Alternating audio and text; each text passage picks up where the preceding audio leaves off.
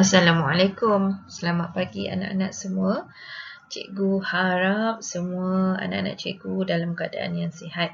Untuk hari ini kita akan sambung dengan unit 8 tajuk campuran. Okey, semua boleh buka sekali buku teks muka surat 87. Okey, cikgu harap semua bersedia. Muka surat 87 ya.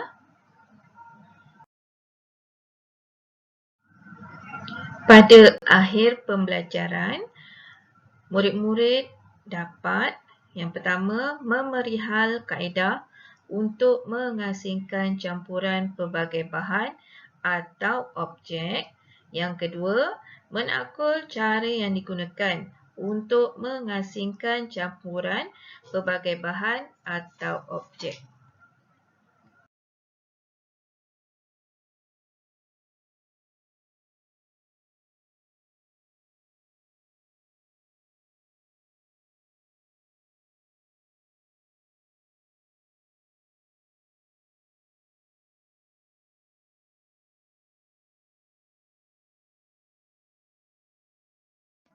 Seterusnya, apa itu campuran? Campuran mengandungi dua atau lebih bahan yang dicampurkan. Sama ada bahan itu bersaiz besar ataupun bersaiz kecil. Sama ada dia bentuk pepecahan ataupun berbentuk cecair. Kita boleh asingkan dia. Contoh campuran yang ada, contoh campuran yang pertama adalah campuran kekacang. Dalam bekas kekacang tu ada kacang, berbagai jenis kekacang. Contoh yang dalam buku teks campuran maruku. Kita nak asingkan dia macam mana kan? Okey.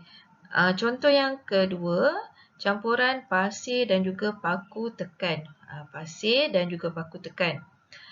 Contoh yang ketiga, campuran gandum dan juga kismis. Kismis kita nak buat kek, dia tercampur. Nak asingkan macam mana? Apa kaedah dia nanti? Okey, yang keempat, campuran pasir dan serpihan kayu. Macam mana kita nak asingkan antara pasir dan juga serpihan kayu. Dan yang terakhir, campuran cecair berwarna daripada kelopak bunga raya.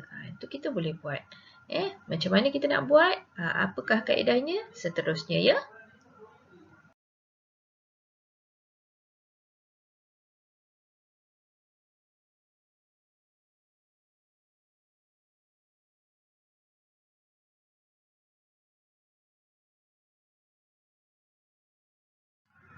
Okey, seterusnya cikgu akan menyatakan apakah kaedah-kaedah untuk menghasilkan campuran yang kita telah bincangkan tadi. Okey, yang pertama adalah menyisir. Yang kedua, mengayak. Yang ketiga, menggunakan magnet. Yang keempat, mengapung. Dan yang kelima, menuras. Nanti cikgu akan terangkan satu per satu.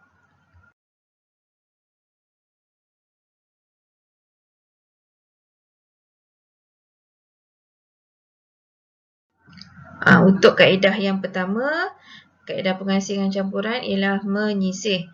Apa yang dimaksudkan dengan menyisir? Menyisir itu mengasingkan dua bahan yang bersaiz besar dan mempunyai bentuk yang berbeza. Contohnya, kita nak asingkan kekacang tu, kita kena asingkan satu persatu. Kita saiz, ni kacang badam, ni kacang tanah, kita asingkan mengikut saiz ataupun bentuknya yang sama. Contoh kalau di dalam buku teks ingin mengasingkan campuran maruku dengan kekacang tu, kita asingkan maruku dengan maruku, kekacang dengan kekacang. Itu yang dimaksudkan dengan menyisir.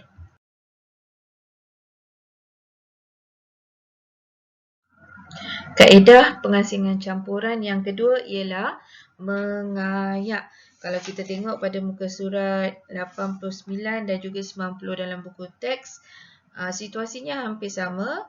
Kejadian di mana adiknya mencampurkan kismis ke dalam tepung. Macam mana kita nak asingkan antara tepung dengan kismis tersebut? Kita akan menganyak, iaitu menghasilkan bahan bersaiz halus dan bahan bersaiz besar menggunakan penganyak. Biasa dekat rumah kita adalah, mak kita ada kan, kita ayak dan terasinglah.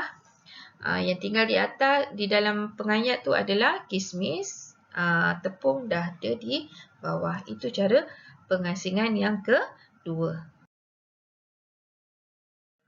Kaedah yang seterusnya adalah menggunakan magnet. Kalau kita lihat pada muka surat 91, situasinya kenapa klip kertas tu berada di dalam pasir.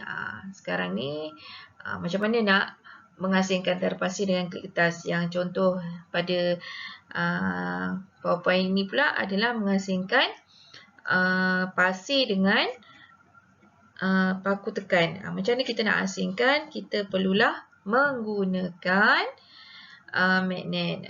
Menggunakan magnet. Menghasilkan bahan yang boleh ditarik oleh magnet. Bahan-bahan yang berunsur besi dapat ditarik oleh magnet. Sebab tu kita boleh asingkan antara pasir dan juga paku tekan tersebut. Itu cara yang seterusnya.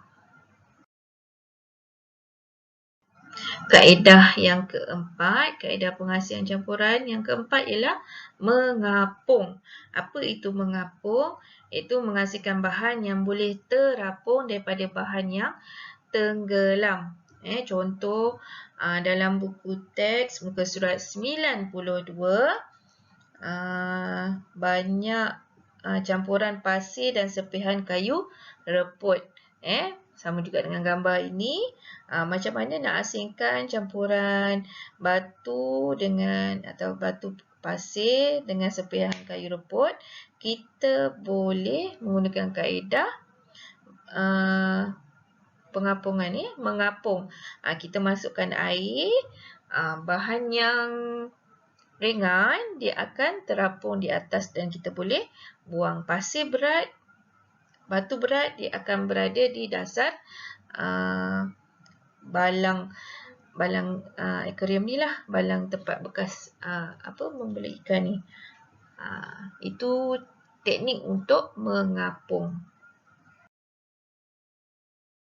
Kaedah mengasingkan campuran yang terakhir ialah menuras. Apa itu menuras? Menuras ialah mengasingkan bahan pepejal daripada bahan cecair. Contoh di dalam buku teks muka surat 93. Penyiasatan ini memerlukan cecair berwarna daripada kelopak bunga raya. Kita nak air yang berwarna merah. Contoh dalam buku teks dulu. Macam mana kita nak ambil cecair, dihasilkan tumbuk bunga raya dan kemudian larutkan dalam air dan kita kena turas. Apa itu turas? Kita gunakan kertas turas, kita buat macam kun, letak pada corong turas dan kita tapis dia.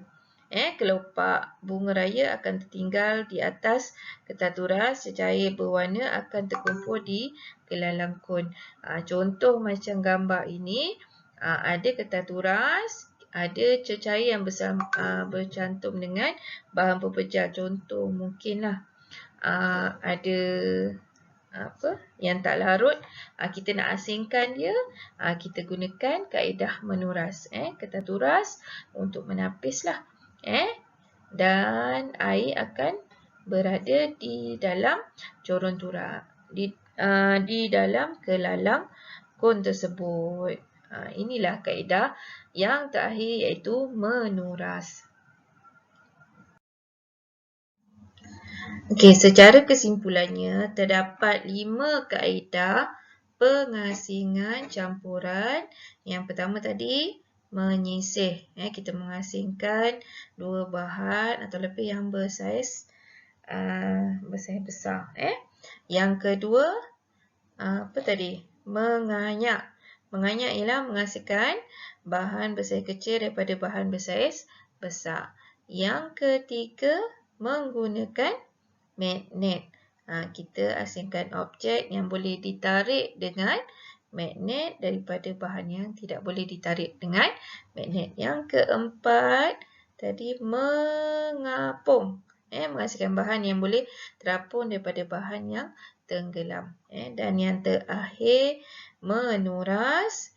Menghasilkan bahan cecair daripada bahan pepejal. Aktiviti yang awak perlu lakukan selepas ini ialah jawab buku aktiviti muka surat 55, 56 dan juga 57.